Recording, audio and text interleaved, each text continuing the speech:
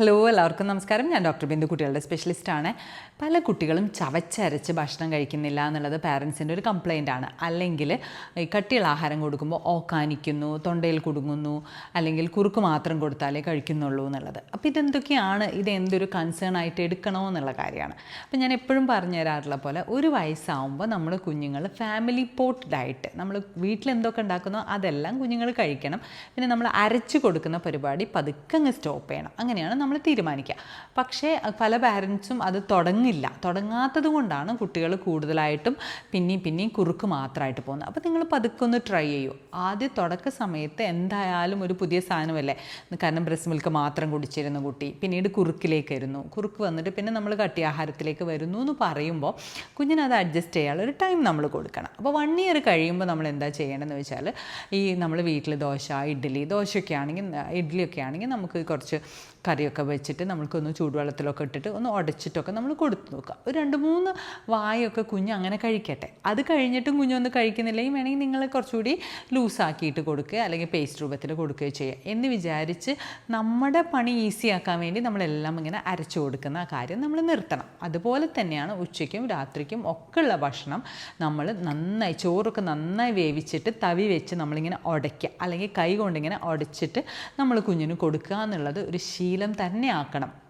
പലരും പറയുന്നത് കേട്ടിട്ടുണ്ട്, ഇങ്ങനെ കൊടുക്കുമ്പോൾ കുഞ്ഞ് വളരെ കുറച്ച് ക്വാണ്ടിറ്റിയെ കഴിക്കുന്നുള്ളൂ, പക്ഷേ അരച്ചു കൊടുത്താൽ ചിലപ്പോൾ 2 തവി ചോറൊക്കെ കഴിക്കും, ഇങ്ങനെയാകുമ്പോൾ ഒരു 1/2 തവിയൊക്കെ കഴിക്കുന്നുള്ളൂ എന്നൊക്കെ പറയും.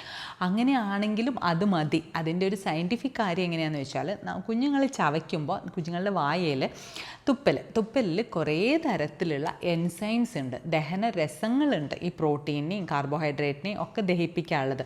അപ്പോൾ അതിൻ്റെ ഒരു ആക്ഷൻ അവിടെ നടക്കുന്നു. പിന്നെയാണ് ഫുഡ് താഴെ എത്തുന്നത്, പിന്നെയാണ് വയറിലെ ദഹനരസങ്ങളൊക്കെ കുടലിലതൊക്കെ ആവുന്നത്. അപ്പോൾ അത് ശരിയായ രീതിയിൽ ദഹനം വരുമ്പോൾ ഈ ഭക്ഷണമെല്ലാം കുഞ്ഞിൻ്റെ ശരീരത്തിലേക്ക് ശരിക്കും ആഗിരണം ചെയ്യപ്പെടും. കുഞ്ഞ് കുറച്ചുകൂടി ഹെൽത്തി ആവും. നിങ്ങളല്ലാണ്ട് ഒരു ഏജ് എത്തിക്കഴിഞ്ഞാൽ ഫുൾ ഈ പേസ്റ്റ് രൂപത്തിൽ കൊടുക്കുമ്പോൾ വായലൊന്നും ആക്ട് ചെയ്യാനില്ല, വയറിലും അധികമൊന്നും ആക്ഷൻ നടക്കുന്നില്ല. അപ്പോൾ കുഞ്ഞധികം വെയിറ്റ് വെക്കാനുള്ള സാധ്യത കുറവാണ്. അപ്പോൾ ഈ ഒരു കാര്യം നിങ്ങൾ ശ്രദ്ധിക്കണം. കുറച്ച് എമൗണ്ട് ഉള്ളെങ്കിലും കുഞ്ഞ് ചവച്ച് ശരിയാക്കട്ടെ. അല്ലെങ്കിൽ ഇന്ന് കുറച്ച് ഫുഡ് കൊടുത്ത് ചവച്ച് ബാക്കി നിങ്ങൾ വേണമെങ്കിൽ പേസ്റ്റ് രൂപത്തിലാക്കി കൊടുത്തു.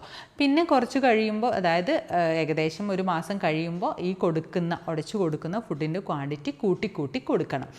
ഈ സമയത്ത് എനിക്ക് ഇമ്പോർട്ടൻ്റ് ആയിട്ട് പറയാനുള്ളത് നട്ട്സാണ്. നട്ട്സ്, മിക്സ്ചർ അങ്ങനത്തെ സാധനങ്ങളൊന്നും നിങ്ങൾ ഈ പ്രായത്തിൽ കൊടുക്കരുത്.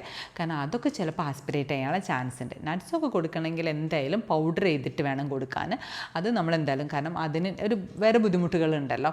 ബാക്കി വെജിറ്റബിൾസും ഫ്രൂട്ട്സും ഒക്കെ നിങ്ങൾക്ക് കൈകൊണ്ട് ഉടച്ചിട്ടൊക്കെ കൊടുക്കാം. പഴമൊക്കെ പുഴുങ്ങിയിട്ട് നിർബന്ധമായിട്ട് കൈകൊണ്ട് ഉടച്ചിട്ട് കൊടുക്കാൻ വേണ്ടിയിട്ട് നോക്കണം. പിന്നെ ഫിംഗർ ഫുഡ്സ് പോലെ അതായത് ഭക്ഷണമൊക്കെ വേവിച്ചിട്ട് കയ്യിൽ പിടിക്കാൻ പാകത്തിന് ചെറിയ ഫിംഗർ ഫുഡ് കുഞ്ഞിൻ്റെ കയ്യിൽ കൊടുക്കുക. കുഞ്ഞ് കടിച്ച് ചവച്ച് ആ രീതിയിൽ കുഞ്ഞ് ശീലമാവട്ടെ. എല്ലാം നമ്മൾ ട്രെയിനിങ്ങിൻ്റെ ഭാഗമായിട്ടാണ്. അത് നിങ്ങൾ തീർച്ചയായിട്ടും 1 ഇയർ മുതൽ തുടങ്ങണം. ഏകദേശം ഒരു 10 മാസമൊക്കെ കഴിയുമ്പോൾ തന്നെ പതുക്കെ തുടങ്ങിയാൽ വളരെ നല്ലതായിരിക്കും കേട്ടോ. അപ്പോൾ നിങ്ങൾക്ക് ഈ പോയിൻറ്റ്സ് ഒക്കെ നിങ്ങൾക്ക് മനസ്സിലായി എന്ന് വിശ്വസിക്കുന്നു.